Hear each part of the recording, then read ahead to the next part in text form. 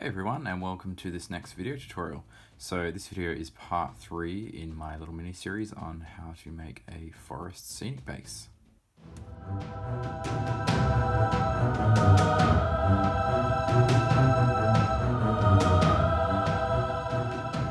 So in this video we're going to look at cleaning things up a little bit and then just getting it kind of prepped for painting.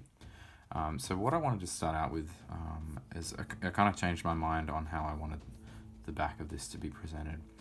I actually want this to be smooth and kind of flush with the curve of the plinth, because it's kind of, the back of the plinth, it's sort of a negative space. So basically any areas along here, you might have seen this on other people's work where they've used a plinth similar to this, is to have any of the area that's flush with the plinth to be kind of a negative space. So basically what that means is, if the plinth's black, then you're kind of carrying the black up onto those areas, as I said, that are flush with the plinth itself.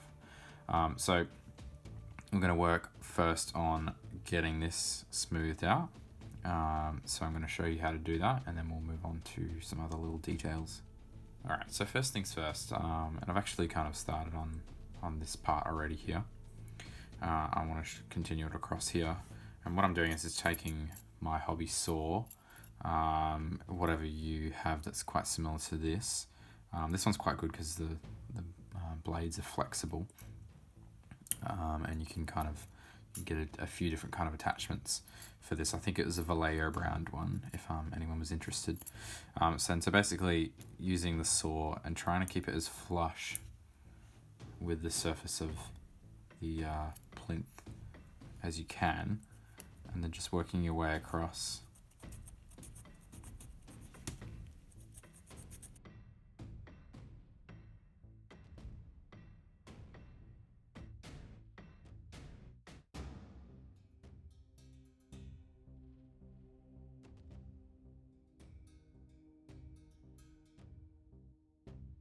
Being careful with your fingers, of course. You might get into a situation where you do find that it's more comfortable or more convenient to cut towards your hand. And I would just say, be really careful doing that. Try not to do it if you can, but sometimes it's just one of those things where it's a little bit uncomfortable. I'm doing it from a certain angle, so you need to kind of change it up a bit. So that's kind of what we're aiming for. It's not going to look smooth and beautiful at this stage, but that's fine, because what we're going to do now is just switch over to the hobby knife, and then just kind of work your way around, doing a similar sort of thing, making sure that the blade is nice and flush with the plinth. Again, I'm cutting towards my hand, but that's just how I kind of find it more comfortable working that way. As long as you're not kind of going crazy and just doing big cuts and being kind of a bit too crazy about it, then you should be safe.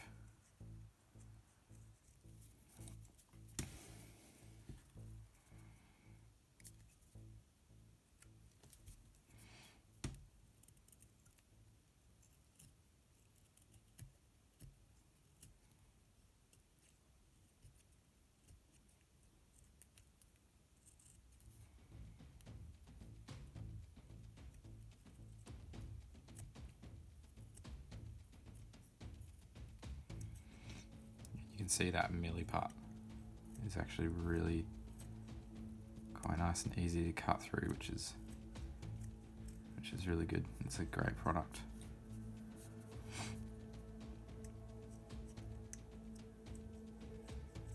And it dries rock hard, which is just a bonus. Like, it's quite easy to cut through, but it'll hold up. It dries Tries rock hard.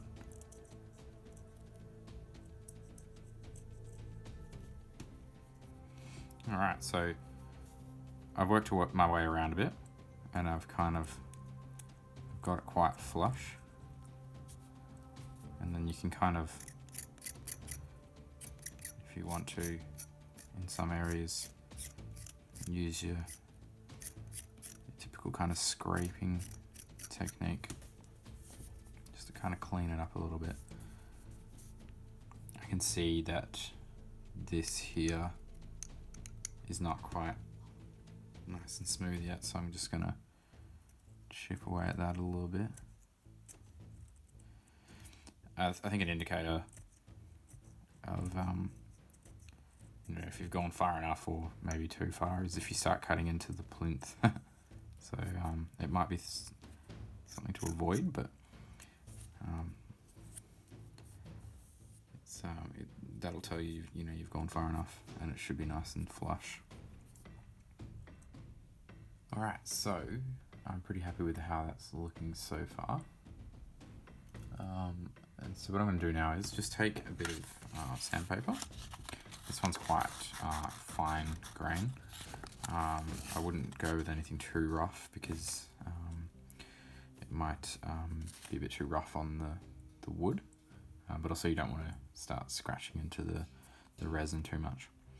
I could even take a sanding block. This one's just a little cork one, and then just work your way across with that so that you know that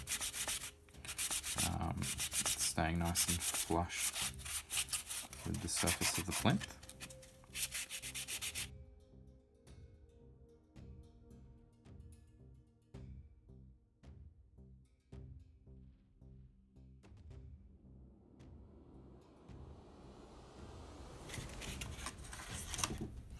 Alright, so that's getting nice and smooth now. And so it's just a matter of working your way across, going back and forth, and just making sure that you're getting it nice and smooth. And it's kind of just one of those things that you can just slowly work your way out, get it as smooth as possible. Put the time and effort in to get the best result. So yeah. So one pretty good way to check the surface is to actually paint it.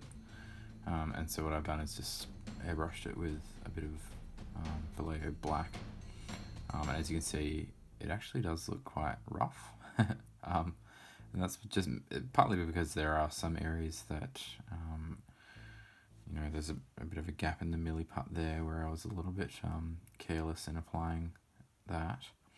And there's kind of natural irregularities in the surface of the wood there.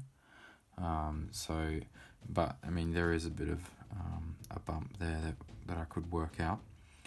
And so basically what I'm going to do is just take my hobby knife again and just work away at that. So obviously that's going to scrape off the paint, but it's not a big deal if you just go over that with this fine sandpaper anyway. It's going to take that off, which is fine.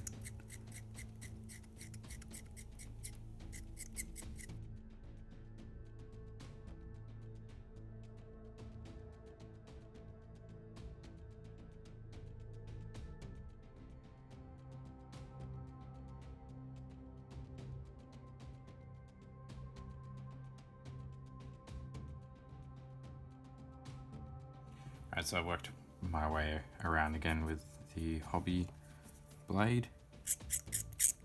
And just scraped it back a bit and cut into some of the areas that I could feel were still overhanging a little bit over the plinth. And then again, I'll just take that sandpaper block and just work that around again as well.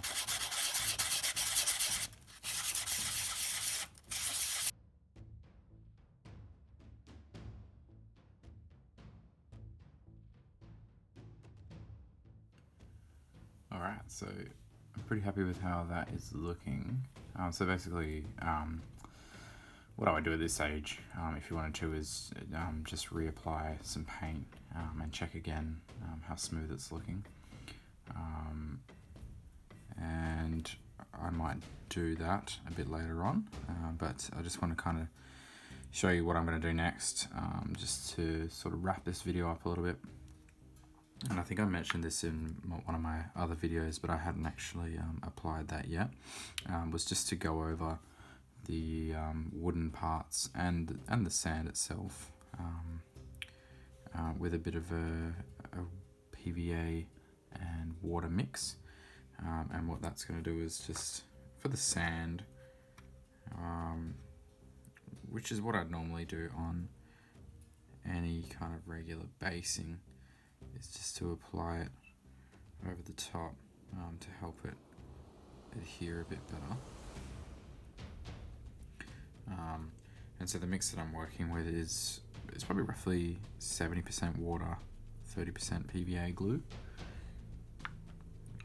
So I'm just applying that over all of the wood parts. And as I mentioned in the previous video, this is just to make sure that it's creating a bit of a seal. You know, the wood as a surface, as a texture, is very porous, so it can tend to kind of absorb paint.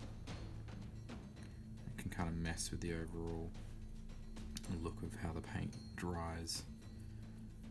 So it's just important, and not only that, but just sealing it, you know, because it can be a fragile material. It's better just to be safe and seal it this way, so it kind of gives it a bit more of a way of holding together, doesn't become damaged.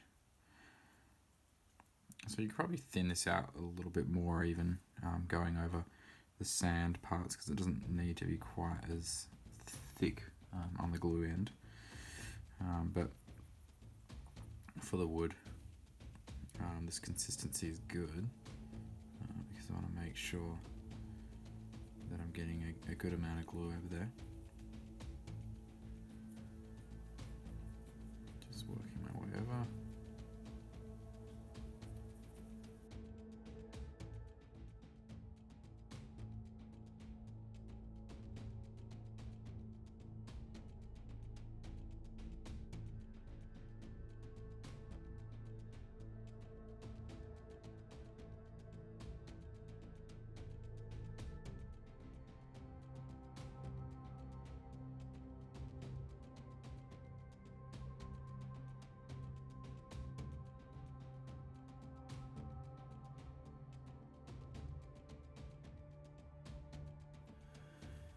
Alright, so yeah, that's pretty much it.